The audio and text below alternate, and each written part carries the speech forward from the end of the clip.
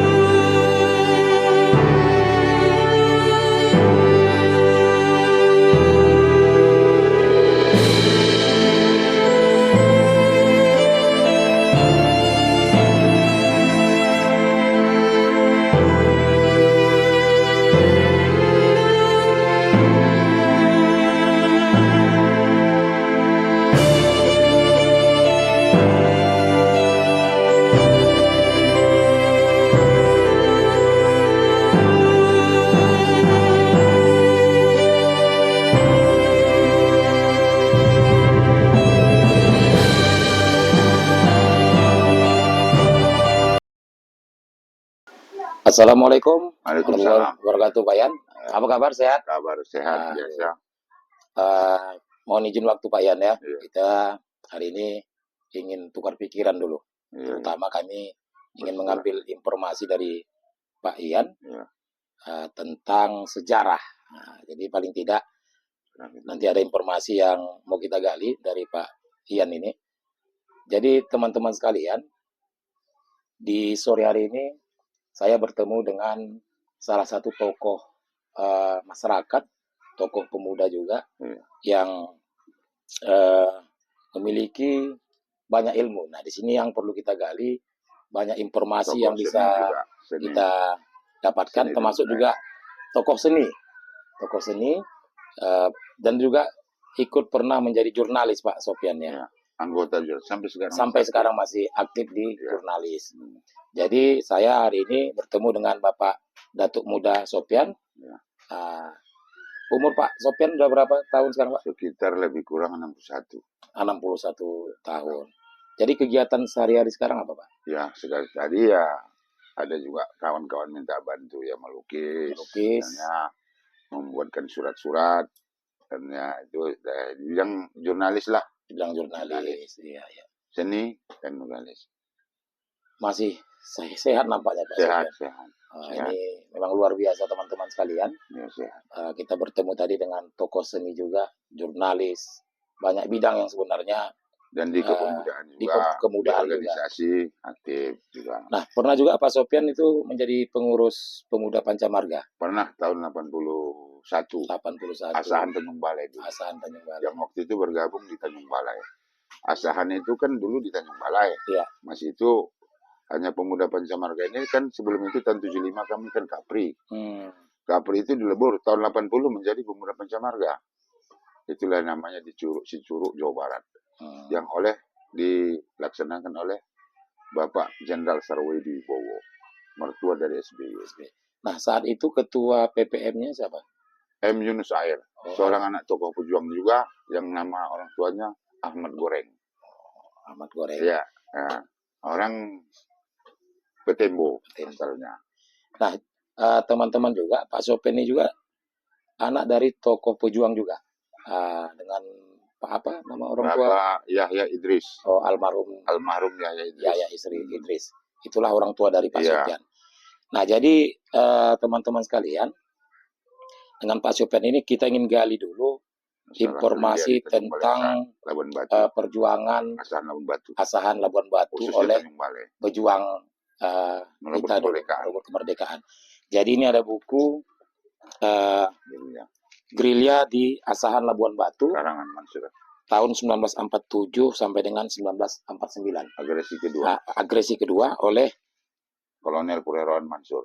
Letnan Kolonel Purnawirawan Mansur. Jadi inilah buku yang ingin kita ulas. Kebetulan Pak Sopyan ini menyimpan buku ini.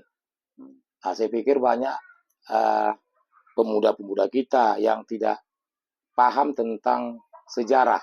Nah, ini adalah sejarah mempertahankan kemerdekaan setelah kemerdekaan tahun 1945 dan waktu itu kembalinya Belanda ingin menjajah kita maka direbutlah kembali, dan ini perjuangan di tahun 47-49 wilayah Asahan dan Labuan Batu, khususnya Tanjung Balai. Jadi bisa Pak Sopyan jelaskan bagaimana sebenarnya kisah buku ini? Begini, dalam hal buku tersebut, di sini kan disebutkan beberapa cerita yang mengandung makna dan arti sejarah yang perlu kita hayati atau kita baca sesuai dengan ketentuan pengarang, ya kan? Iya. Ini buku diterbitkan oleh Letnan Kolonel Purnawirawan Mansur, seorang tokoh pejuang yang lahir di daerah Delhi, berjuang bergerilya sampai ke Asahan dan ke Labuan Batu, merebut kemerdekaan Republik Indonesia di agresi kedua itu untuk mempertahankan negara kesatuan Republik Indonesia dari penjajahan Belanda. Gak sedih aku baca bukunya. Ya, memang sedih, namanya perjuangan orang tua kita, kakek kita. Di sini waktu itu disahkan oleh Panglima kita, Kodam 2 waktu masa itu, oleh Bapak Brigadir Jenderal Sukoco. Oh, misalkan dulu. Ya, dan disahkan lagi oleh Bapak Gubernur kita, Marhalim Marahap. Gubernur kita waktu itu tahun 77. Di sini lagi disahkan oleh Kepala PDNK Sumatera Utara, Amir Lubis. Amir ya. Kepala Lubis. Kantor Wilayah Departemen PDNK Sumatera Utara. Maka disahkan beberapa kepala daerah. Waktu itu kepala daerah kita, Haji Abdul Manan Simatupang, yang berpangkat juga kolonel, seorang pejuang di Asahan. Dan disahkan oleh lagi wali kota kita, Tanjung Balai. Tanjung Balai. Waktu itu Tanjung Balai sudah menjadi wali kota. Itulah namanya Haji Bahrom Damanik. Yang juga tokoh pejuang masa itu di bidang administrasi. Dan juga disahkan oleh Bupati Labuan Batu. Labuan Batu. Tingkat 2 Labuan Batu. Itu Bapak apa namanya sini? Ini ada namanya sini. Ini. Jadi sini. Abdul Adam. Ya, itu Bupati Labuan Batu masa-masa itu dulu. Baru disahkan pelaku sejarah yang juga pernah menjadi bupati pertama Asahan, Abdullah Heteng. Jadi mereka ini mencetuskan suatu buku ini oleh karangan Mansur ini, disepakati mereka bersama. Menjatuhkan dan tangan mereka lah. Para pejuang-pejuang. Yang masih hidup waktu itu. Yang masih hidup. Juga ada disahkan di sini oleh A.A. Dahlan, Direktur Unifa, ex-komandan Batalion 3 Brigade 12, Subbattalion 4, tahun 47. Seorang juga dosen, ataupun dibilangkan termasuk orang ilmuwan juga pendidikannya. Nah, di sini disahkan oleh. Jadi di sini buku-buku ini kita perdapatkan melalui organisasi. Karena organisasi anak-anak pejuang ini kan dulu namanya Kapri tahun 75. Jadi di lebur tahun 80 itu menjadi pemuda Pancamarga. Sebagai Pancamarga itu sumpahnya para veteran Republik Indonesia. Jadi dibikinlah Pancamarga. Anak, cucu, dan keturunannya bernaunglah di bawah organisasi yang namanya Pancamarga.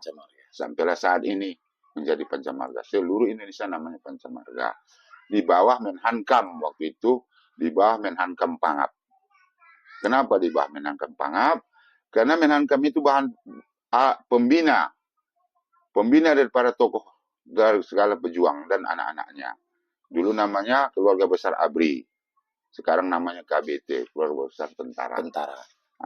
Itu ceritanya. Jadi itulah tadi pemerintahan waktu itu memberikan sambutan terkait dengan buku-buku ini gitu kan. Ya. Nah, jadi bagaimana sebenarnya awal mula perjuangan baik itu sebelum kemerdekaan, baik itu di saat merebut kemerdekaan dan mempertahankan kemerdekaan itu. Jadi kalau buku ini kan mempertahankan kemerdekaan. Ya, melanjutkan perjuangan 1945 tadi ini disejarahkanlah dia.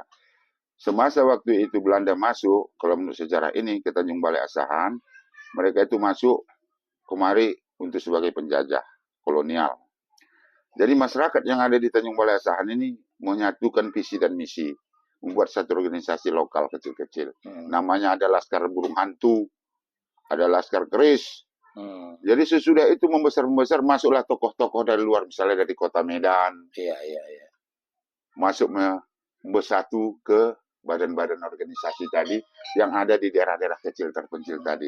Membentuklah kelaskaran, namanya Laskar Rakyat. Tentara nggak ada. Oh, Laskar Rakyat. TNI nggak ada. Polisi nggak ada. Jadi siapa itu yang datang? Mansur.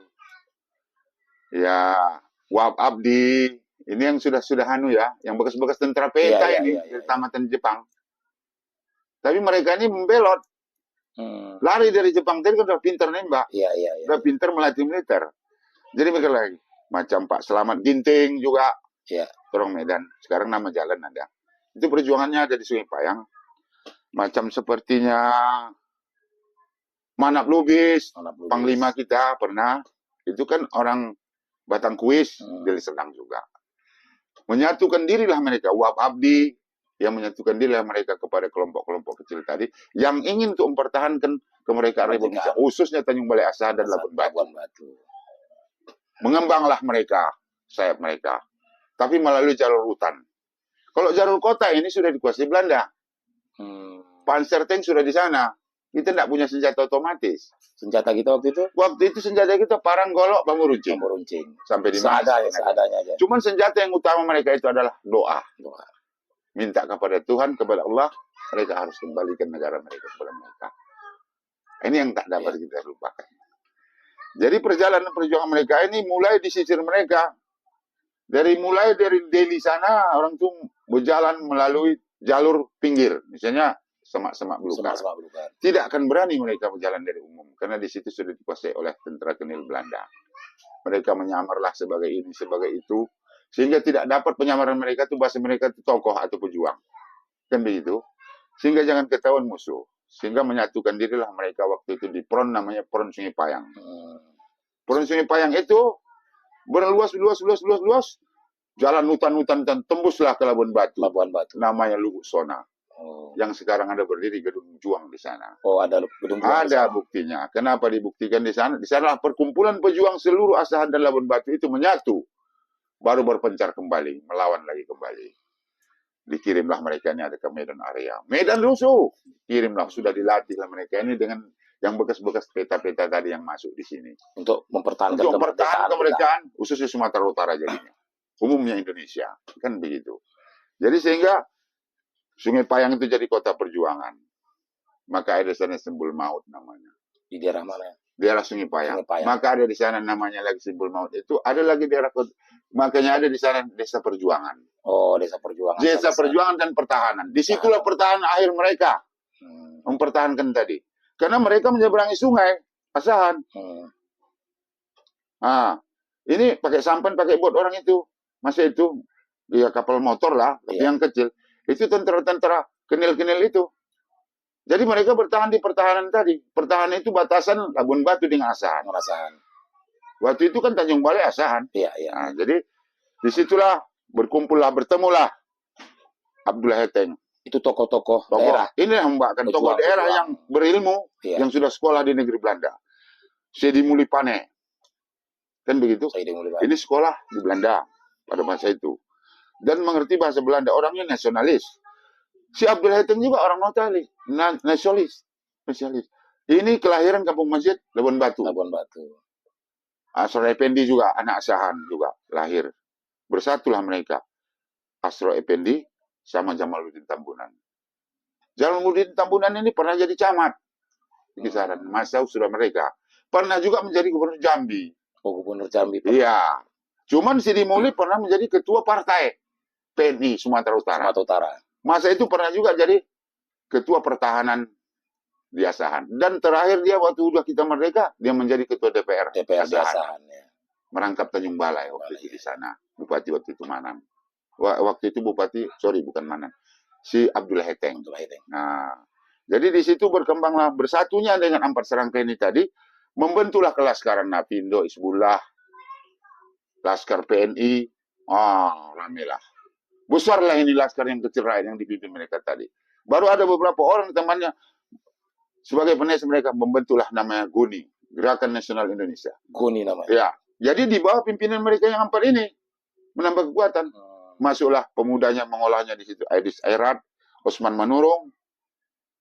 Ya, ini tokoh juga kan? Tokoh ya. Masuklah di sini Ahmad Goreng. Jadi tadi bikin perkuatan lagi, kayak meyakinkan pemuda itu bahasa kita merdeka. Kan begitu. Tapi sambil berjuang. Bukan bersiul mereka, bukan duduk-duduk, bukan tenang-tenang nerima gaji. Enggak. Cuma mereka lari ke hutan. Untuk mencari musuh.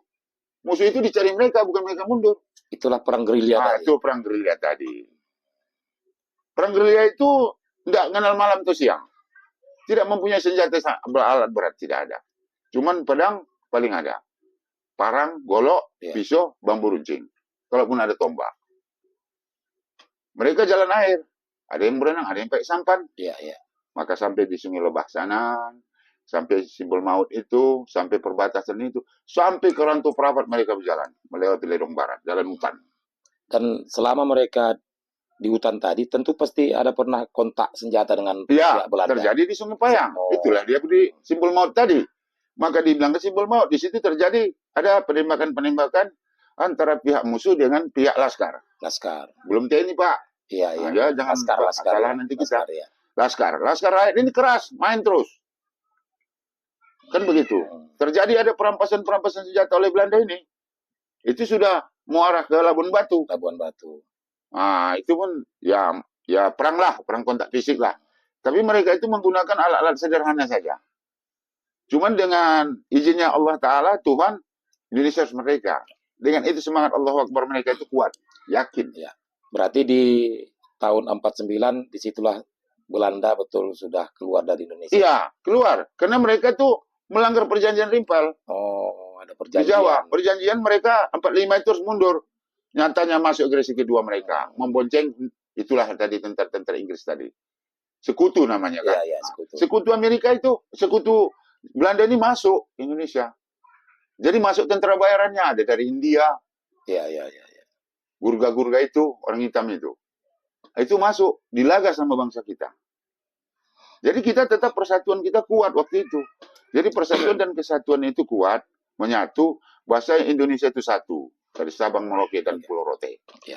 Nah, jadi perjuangan mereka ini sangat kita hargai dan sangat bernilai bagi kita untuk sejarah anak-anak dan seluruh-seluruhan bangsa Indonesia, khususnya Tanjung Balai Asahan. Kita tidak boleh melupakan sejarah. Iya, sepakat kita. Nah, karena ini pahit nih loh sejarah ini. Iya, betul. Mereka ini kapan makannya berjuang kita tak tahu. Iya. Di sini kakekmu pernah bilang di sejarah ini. Sidi Muli pernah berbicara di sini ada Sidi Muli. Ada kulas ceritanya sedikit. Mereka ini makan pisang mentah, jagung mentah, yang disatukan bukan diapain, bukan dibakar. Nah, ini ada di sini ceritanya. Makanan gerilya mereka. Ini makan mereka selama 3 hari. 3 malam. Mentah semua. Bagaimana? Ya. Nah, di sini ada disebutkannya. Ini fotonya. Jadi teman-teman sekalian, di dalam buku ini banyak sebenarnya tokoh-tokoh pahlawan perjuangan, pejuang Republik Indonesia yang tadi sudah disampaikan oleh Pak Sopian tadi. Ada yang datang dari luar daerah asahan, bergabung, memperjuangkan, mempertahankan kemerdekaan, merebut kemerdekaan kembali. Nah, ini adalah salah satu tokoh pejuang. Ya. Ini almarhum yang lahir di Tanjung Balai Saidi Muli. Beliau ini tadi disampaikan oleh Pak Sopian bersama rekan-rekan perjuangan lainnya. Mereka makan tidak tentu, bahkan tadi makan tidur tidak menentu. Bahkan di dalam buku ini ada diceritakan sedikit beliau masalah makan beliau. Makan barang-barang mentah, pisangnya mentah, apa yang jumpa itu mentah. Cuman jangan dimakan orang babi sama anjing. Itu aja karena mereka itu Muslim. Ya. Mereka itu tetap melaksanakan kewajiban mereka sebagai Muslim di hutan, sholat bersama, kan begitu. Maka mereka ini orang-orang yang sufi sebenarnya, yang yakin kepada Allah. Karena mereka ini, perjuangan mereka ini penuh dengan doa, bukan penuh dengan uang. Tidak kenal uang. Mereka ini yang penting bersatu, menyatu. Sosialis tinggi. Mereka ini orang nasional. Sebenarnya, orang nasional. Dan ada di buku ini, Pak Sopian, diceritakan bahwa Saidi Muli itu pernah bersembunyi di sebuah hutan. Itu di Sungai Lebah. Berendam. Ya, di Sungai Lebah. Waktu itu Belanda masuk sampai ke Sungai Lebah, mereka ini masuk ke sebuah sungai, sampan mereka ini dimasukkan ke hutan, mereka meniarap di dalam sungai. Selama itu musuh belum pergi. Di situ lengkaplah lintahnya banyak, nyamuknya, semualah. Ya, namanya binatang-binatang liar. Masa itu semua Sungai Payang itu hutan rimba, pembalokan. Itulah dia, gerilya masa itu. Gerilya. Teman-teman sekalian, tadi sudah diceritakan tentang perang gerilya, bukan di perang kota, karena kalau berhadapan dengan pihak Belanda, kalau berhadapan langsung di kota, tentu perkiraannya kita kalah. Karena mereka mempunyai senjata mutakhir. Dengan adanya gerilya tadi, sebenarnya beban mereka sangat berat sebenarnya pejuang-pejuang kita. Karena tadi bicara tentang makan tidak tentu, bahkan tempat tinggal, tidur juga tidak buas seimbang. Binatang buas dan terus. Tapi itu yang menjadi pilihan pejuang-pejuang kita waktu itu. Inilah di dalam buku ini terdapat foto tokoh pejuang Pejuang Asahan Labuan Batu. Ada 4 serangkai namanya. Di sini bisa saya bacakan tokoh 4 serangkai itu mulai dari Asro Effendi. Asor Effendi. Asro Effendi, Ya. anggota Dewan Pertahanan Kabupaten Asahan. Abdullah Heteng. Ini kalau dari fotonya dari kiri ke kanan. Ya. Ini Asro Effendi ya, ditunjuk oleh Pak Sopyan tadi. Baru masuk ke Abdullah Heteng yang di samping ini nomor 2. Ini Abdullah Heteng. Abdullah Heteng. Baru ada Jamaluddin Tambunan. Ini yang berdiri. Ya, yang berdiri. Begitu. Dan terakhir ada Saidi Muli yang merupakan wakil ketua Dewan Pertahanan, yang juga kakek saya langsung. dan beliau ini adalah kakek saya langsung. Saya almarhum Saidi Muli yang merupakan pejuang. Makanya saya ingin mencari kebenaran sejarah dari orang-orang yang paling tidak mengetahui sejarah. Kebetulan Pak Sopyan ini adalah mengetahui sejarah, dan Pak Sopyan ini bukan hanya sebatas mengetahui sejarah, dan orang tua Bapak Sopyan juga adalah pejuang, anggota kakek saya bergerilya di Asahan Labuan Batu. Makanya saya gali terus, dan beliau ada bukunya. Ada buku, dan beliau bukan hanya ini saja buku yang ada sama Pak Sopyan ini, banyak buku-buku sejarah lainnya yang ada sama beliau. Maka kebetulan Pak Sopyan masih sehat, kita harus gali informasi ini. Maka saya kembalikan kepada Pak Sopyan, bisa menceritakan lagi tentang perjuangan para pejuang-pejuang tadi. Nah, dari 4 serangkai ini banyak sebenarnya kalau kita lihat di dalam cerita ini, wilayah-wilayah menjadi tempat pertempuran mereka.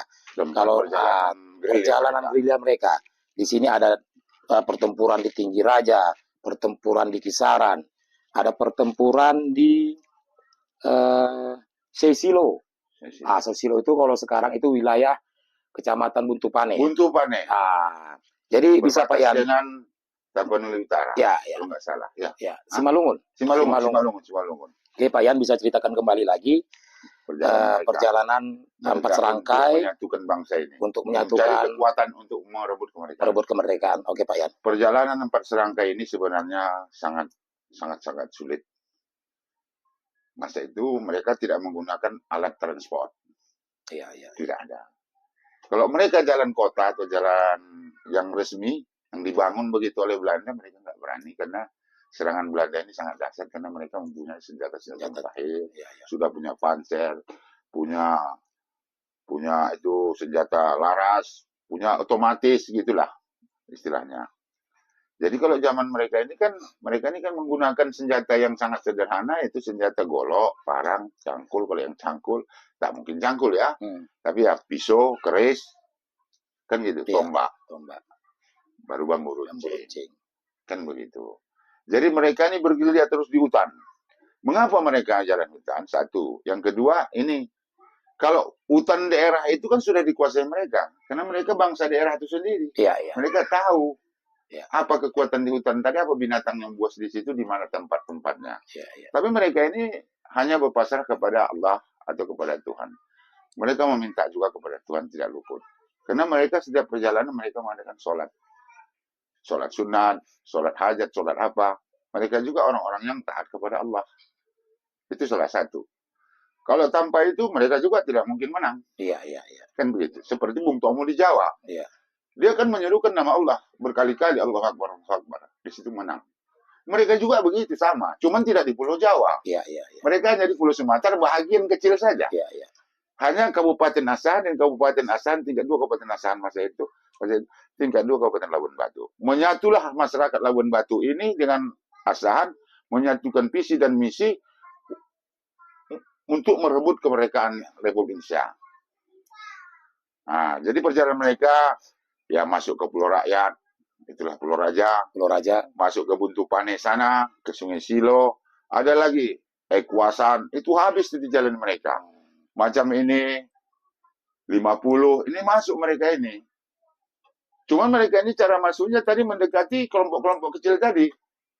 kelompok laskar-laskar Laskar kecil tadi. kecil-kecil tadi yang tidak ada pemimpin, Iya, hanya iya. keberanian ingin merdeka. Iya, betul. Jadi karena mereka ini sudah orang-orang yang terpendidikan masa itu, karena yang punya pendidikan masa itu orang-orang yang termasuk dibilangkan orang pintar, orang berilmu ya, terutama dia orang berada. Terbatas orang-orang Terbatas seperti itu. orangnya. Sekecilnya bapaknya patih, bupati, presiden. Iya. Baru dia bisa sekolah. Kenapa? Karena penjajahan itu tidak boleh bangsa dijajahnya itu pintar. Iya, iya, iya. Harus bodoh, dungu, kata Rocky Gerung. Tapi tidak sedungu yang mereka yang ada sekarang, kan Iya, begitu. iya, iya. Tapi mereka itu, karena keyakinan tadi mereka itu harus menegakkan keadilan, menegakkan kebenaran, harus merdeka, apapun tantangannya, biar nyawa, Iya, iya. biar harta, kan begitu. Walaupun sakit sekali. Nah, jadi sangat kita hargai mereka ini, sangat kita hargai para tokoh-tokoh ini, sangat kita hargai para pejuang-pejuang pendulu kita ini. Tanpa mereka juga negara ini tidak merdeka. Iya, betul. Kan begitu. Bukan karena Soekarno aja. Kalau Soekarno sendiri berdiri tak mungkin bisa. Secara keseluruhan, Nah, rakyat serta Indonesia. keseluruhan rakyat Indonesia menyatukan visi dan misinya sehingga untuk merebut kemerdekaan ini menjadi suatu suara yang kuat. Suaranya apa? Merdeka atau mati. Merdeka atau mati. Nah, ini disumpah mereka. Jadi mereka berjalan terus sampai jadi mereka ini berjalan sampai kecamatan ini. Jadi main lagi orang di Pulau Raja. Pulau Raja, tempur. Bertempur, bum bam bum bam bum bam bum bam. Selesai. Baru orang ini lagi berjalan lagi ke Pengkatan, main lagi. Pengkatan daerah mana itu? Ranto Prapa. Oh, Ranto Prapa. Bum bam main semua. Jadi di situ mereka itu tak pernah kalah. Iya, iya, iya. Belanda ini lari lah. Iya, iya. Karena rakyat ini makin bersatu, makin banyak. Jadi persatuan-kesatuan itu perlu kita jaga. Sampai saat ini kalau bisa jangan dipecah-pecah ini. Iya, iya. Jadi Bhinneka Tunggal Ika itu benar. Walaupun berbeda-beda tetap satu juga. Tetap satu. Itulah. Itu termasuk sumpah para pejuang. Kan begitu. Jadi dalam perjalanan mereka ini sangat minim lah semua. Masalah perbekalan makan, kesehatan, bukan ada palang merah. Iya, iya, iya. Bukan ada dokter. Mereka ini semua laskar, rakyat biasa. Yang rakyat petaninya ini banyak. Iya, iya, iya. Yang hanya jago politik ya empatnya aja lah mengarahkannya. Iya, iya. Inilah begini. Tapi mereka ini patuh kepada pemimpinnya. Jadi kalau sudah satu organisasi ataupun apa bentuknya, kalau tidak patuh kepada pemimpinnya, ya ini bubar. Iya. Satu, yang kedua, pemimpinnya harus berilmu. Berilmu. Betul. Ilmunya itu punya wawasan nasional. Mereka ini macam Momuli ini. Saidi Muli tadi. Saidi Muli tadi, itu kakek saudara Dian Safari tadi. Iya. Yang saya ketahui baik sejarah, karena kebetulan juga dia pimpinan ayah saya waktu laskar. Menurut keterangan kakek saya dan ayah saya, dia ini sekolah di Belanda. Oh, sekolah Belanda. Kenapa dia sekolah di Belanda? Banyak orang tanya-tanya waktu itu. Sedangkan dia anak daerah gitu ya. Memang ayahnya kepala kejaksaan Belanda masa itu. Jadi kalau seorang pemimpin zaman Belanda itu bisa naik sekolah ke Belanda. Anak Raden, anak Sultan, ya bisa. Anak Raja. Kalau anak camat penghulu nggak laku. Iya, iya. Anak bupati bisa. Bupati, ya. Boleh. Kan begitu. Jadi setelah itu dia berpikir. Setelah dia melanjutkan perguruan tingginya di sana, dia pulang ke negaranya. Negaranya dalam keadaan kacau. Dijajah. Namun semangat patriot ini tidak hilang, negara aku harus pulang. Iya, iya. Ya jumpa dengan temu kawan yang 3 tadi. Kebetulan yang 3 tadi ya punya keberanian dan ilmu juga. Iya, iya, iya. Bergabunglah mereka. Ada yang di luar yang mulu sekolahnya masih itu kan. Iya, iya. Jadi kalau Om Muli ini memang sekolahnya di Belanda. Makanya dulu pun kata kakek saya, mereka ini berbahasa Belanda dengan orang tuanya. Oh. Di rumahnya. Kebiasaan mereka. Kebiasaan mereka. Belanda. Karena ayahnya juga sekolah di Belanda. Iya, iya, iya. Kakeknya itu, ayahnya sendiri, ya. Ayah Om Muli ini sendiri, Haji Muhammad Said ini sekolah Belanda. Maka diangkat jadi memang dia hukum Belanda jago. Ya. Diangkat dari kepala kejaksaan asahan waktu itu. Itu tahun 18 lah. Ya, tahun-tahun masa sebelum kemerdekaan. Jadi sehingga anaknya ini di backup. Walaupun dia kerja sama Belanda, anaknya didukung harus merdeka. Dikasihnya bantuan dari luar. Tapi mereka Belanda tidak tahu. Antara anak sama ayah mana Belanda tahu. Ya. Nah ini tadi. Makanya anaknya dilanjut sekolah. Habis Tahayes itu bahasa Belandanya, sekolah perguruan tingginya, dia kembali ke Indonesia. Kembali ke Indonesia dalam keadaan Indonesia masih dipegang Belanda. Itulah namanya Hindia Belanda, Nederland Hindi. Jadi Nederland dulu. Nederland. Ya, jadi Nederland inilah mengkuasai para sultan-sultan yang ada di sini. Sultan yang ada di sini mesti di bawah Belanda juga. Walaupun dia sultan, tapi dia mesti ada kerjasamanya dengan Belanda. Kan begitu. Jadi ini si kakeknya ini nggak mau kerjasama.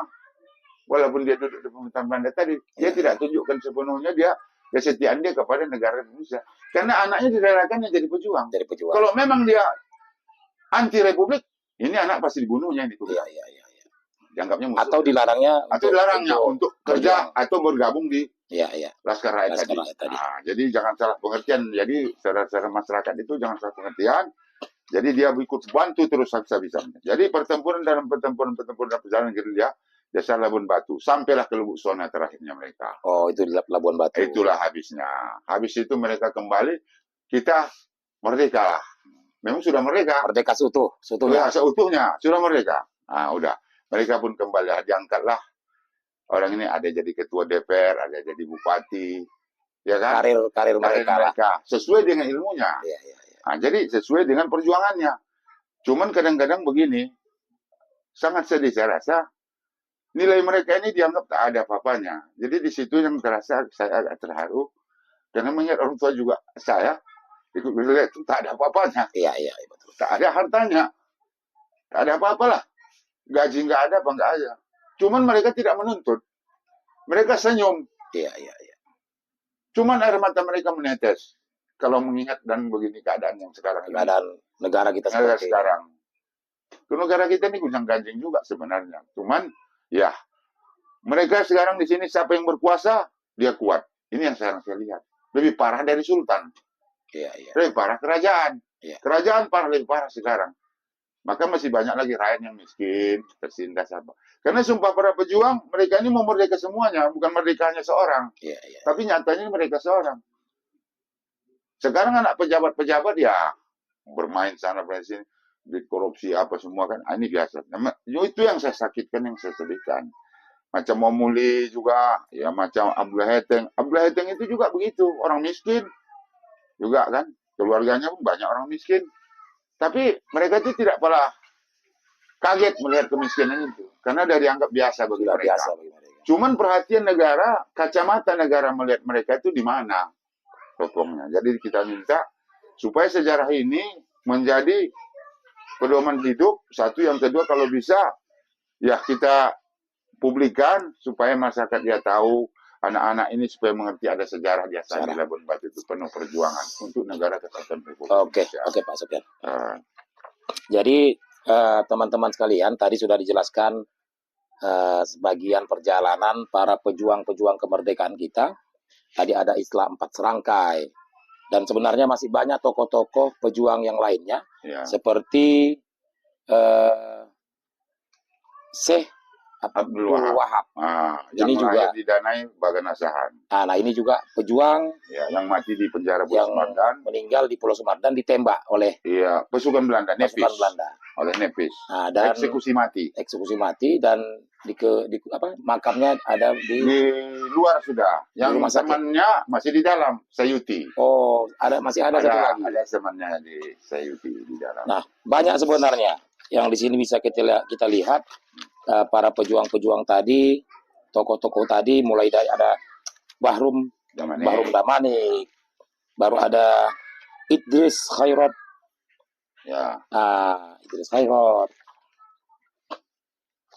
ada Usman Manurung, ada Suhaib Jainal bin Abbas, Murad Hasim termasuk. Orang Kampung Masjid juga. Kampung Masjid.